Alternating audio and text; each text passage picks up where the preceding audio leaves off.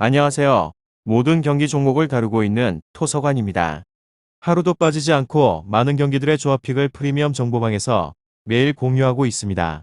참여를 원하시는 분들은 영상 하단 댓글 보시면 오픈 채팅 링크 있으니 문의 주시길 바라며 구독과 좋아요 한 번씩 부탁드리겠습니다. 그럼 이번 경기 정보 시작하겠습니다. 레버쿠젠 아탈란타 축구와 관련하여서 1차전 경기에서는 아탈란타가 한 골 차로 승리를 하였습니다. 레버쿠젠은 원정에서 디아비와 아랑구이 산도발 등의 골이 나왔지만 분패를 하였고 리그에서 20골을 기록 중인 패트릭 쉬크가 부상으로 빠져있기에 알라리오와 아즈문 파울리뉴 등에게 전방 공격을 맡기고 있는데 쉬크의 공백은 분명히 있습니다. 지난 주말 리그 경기에서는 퀼른의 덜미를 잡히는 등 다소 어수선한 최근입니다.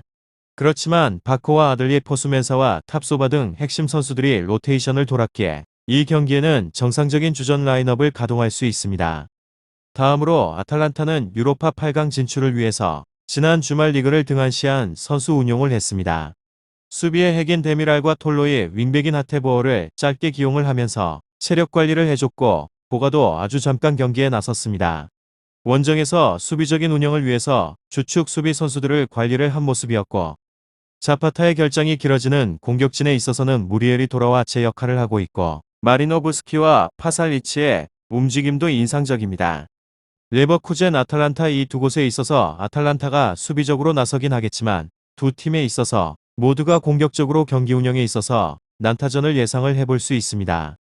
결과에 있어서는 접전을 보고 있는데 아탈란타는 자파타와 일리치치의 공백 속에 결정력이 떨어진 것은 사실입니다.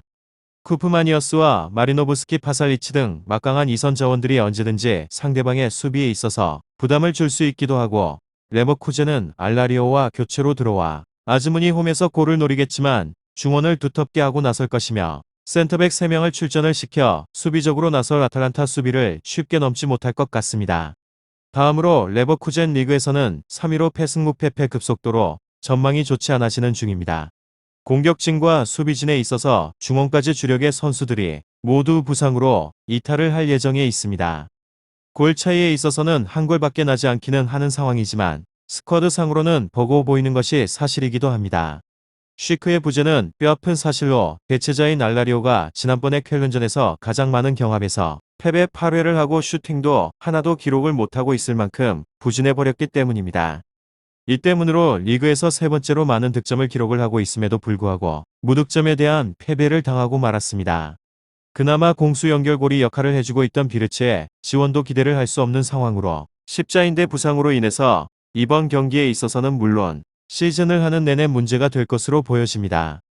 레버쿠젠 아탈란타 축구 다득점에 있어서는 생각을 하지 않는 것이 좋을 것 같고 레버쿠젠은 리그에서 3위 안에 들어있는 팀들 중에서 유일하게 실점에 있어 40점이 넘는 팀입니다.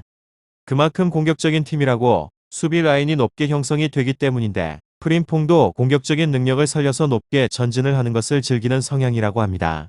다만 이 때문으로 인해서 아탈란타가 공략을 할 여지가 많은 것은 사실입니다. 레버쿠젠도 득점이 필요하기 때문에 전력의 누수에 있어서도 전진을 멈추지 않을 것 같기도 하고 이와 비례를 해서 공략을 할 틈에 있어서는 더 많아질 가능성이 높기도 합니다. 결장자는 루네프 비르츠 프림퐁, 벨라라비 코소누 쉬크 안드리의 선수입니다. 다음으로 아탈란타 리그에서는 6위로 승승패승무 4위까지는 8점 차이입니다. 한 경기를 덜 치르게 되었지만 그 경기를 이긴다고 해도 5점 차이입니다. 직전에 제노아전을 0대0으로 비겨버린 것이 치명타가 될 가능성이 높기도 하며 한 가지의 가능성은 유로파를 우승을 하는 방법이 있기는 하지만 우선적으로 레버쿠젠의 공세를 이겨내는 것이 먼저입니다. 이곳은 지난 경기에 있어서 결정력이 발목을 잡고 말았습니다. 레버쿠젠 아탈란타 무리엘이 직전의 경기에 있어서 가장 많은 드리블 7회를 기록을 하게 되었는데 유효한 슈팅은 하나도 기록을 하지 못하게 되면서 헛심만 쓰고 말았습니다. 최근 5번의 경기에서 3득점 이상의 3회 무득점이 이외로 득점에 대한 기복이 심해진 모습입니다. 기본적인 득점력은 갖추게 되었고 유럽 대항전의 원정에 있어서도 매번 멀티 득점을 기록을 하였음 점을 고려를 하게 되면 득점에 대한 가능성이 있기는 하지만 기복을 줄여야 할 필요는 분명히 있다는 점입니다. 1득점에서 2득점 정도는 예상해 볼 수 있습니다. 이곳의 수비는 불안 요소가 존재를 하고 있는데 레버쿠젠이 공격적으로 모습을 보일 것이라고 예상이 되는 점도 그렇지만 지난 제노아전에 있어서는 슈팅의 숫자는 오히려 제노아가 더 많았기 때문이기도 합니다. 챔피언스 리그 경기에 있어서도 모든 원정의 경기에서 2실점 이상을 기록을 하면서 유로파로 떨어지는 원인이 되고 말았습니다. 압박을 주로 사용을 하다 보니 후반전에 있어서 체력적인 문제를 보이게 되면서 실점의 가능성이 높아진다는 것이 중론입니다. 챔피언스 리그 원정의 3번의 경기에서 후반전에 있어서만 6골을 실점하기도 한 곳으로 최근에 공격력의 감소를 수비에 대한 밸런스를 높이면서 해결을 하고 있기도 하고 최근 5번의 경기에서 성적도 3실점으로 좋기는 하지만 유럽 대항전의 성적과 최근의 경기에 있어서는 불안한 모습을 고려하게 되면 실점에 대한 가능성은 열어두는 것이 좋습니다.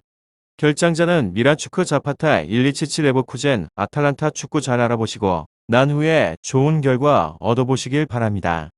유익한 정보가 되셨다면 구독과 좋아요 한 번씩 부탁드립니다. 그리고 최종 조합과 정답지는 항상 프리미엄 정보방에서 항상 공유하고 있으니 참고해 주시고 이번 영상 마무리하겠습니다.